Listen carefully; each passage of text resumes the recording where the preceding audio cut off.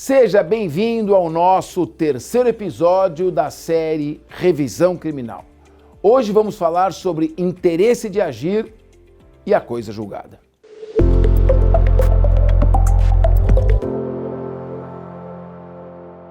A revisão criminal só pode ser ajuizada após o trânsito em julgado da sentença, seja ela condenatória, seja absolutória imprópria. Você pode me perguntar, Capês, é necessário o esgotamento das instâncias ordinárias? É necessário que tenham havido todos os recursos para que caiba a revisão criminal? Não.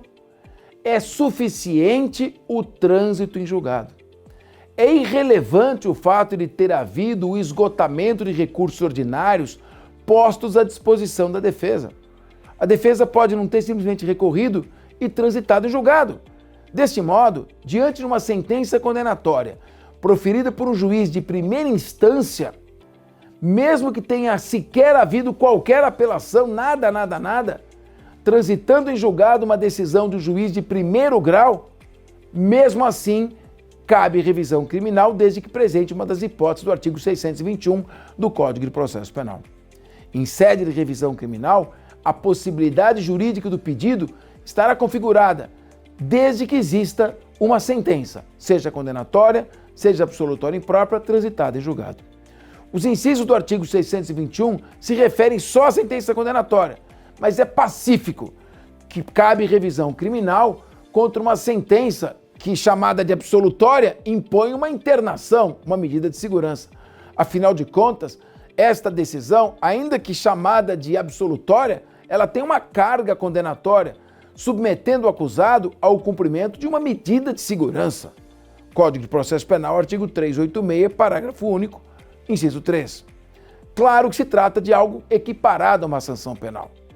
Outra coisa importante é a possibilidade de ajuizar a revisão criminal após o cumprimento da pena.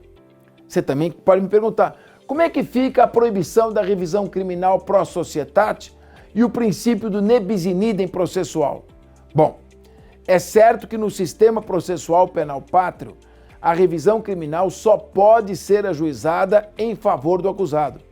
Apesar de existir esta possibilidade em outros ordenamentos jurídicos estrangeiros, não é possível que o Ministério Público ingresse com revisão criminal.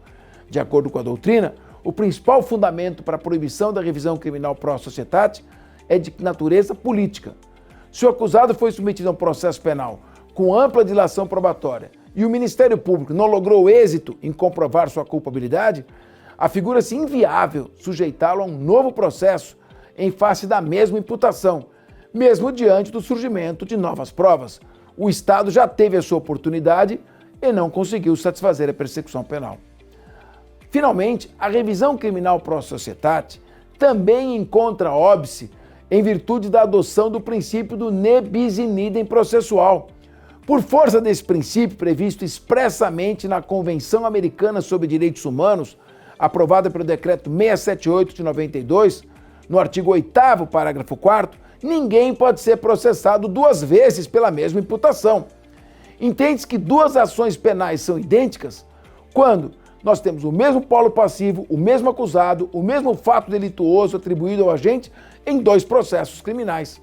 Vamos supor, por exemplo, que determinado indivíduo tenha sido absolvido em um processo criminal pela prática de furto em virtude da ausência de provas. Muito bem. Operou-se o trânsito em julgado desta decisão.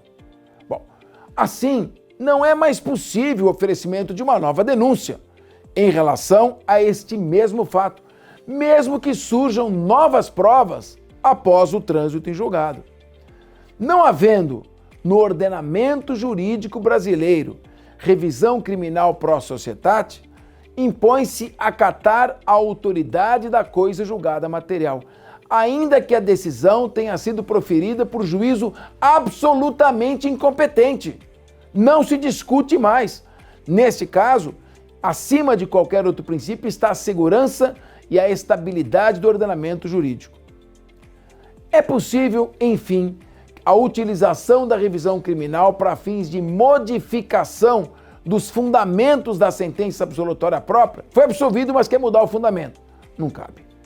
Na hipótese do acusado ser absolvido por insuficiência de provas, é o Código de Processo Penal, artigo 386, inciso 8º. E esta decisão tiver transitado em julgado, não dá para ingressar com uma revisão criminal, nem mesmo se o acusado conseguir demonstrar que o ajuizamento da revisão criminal tem por objetivo a alteração do fundamento de absolvição por insuficiência de provas para comprovação da inexistência do fato. Não dá para mudar o fundamento. Para isso não cabe revisão criminal. Bem, meu amigo, com isso a gente conseguiu revisar e até aprender todas as hipóteses sobre interesse de agir na revisão criminal. Agora, deixa o seu like, compartilha e aciona o sininho, porque no último episódio, que será a próxima aula, vamos falar sobre os aspectos procedimentais da revisão criminal.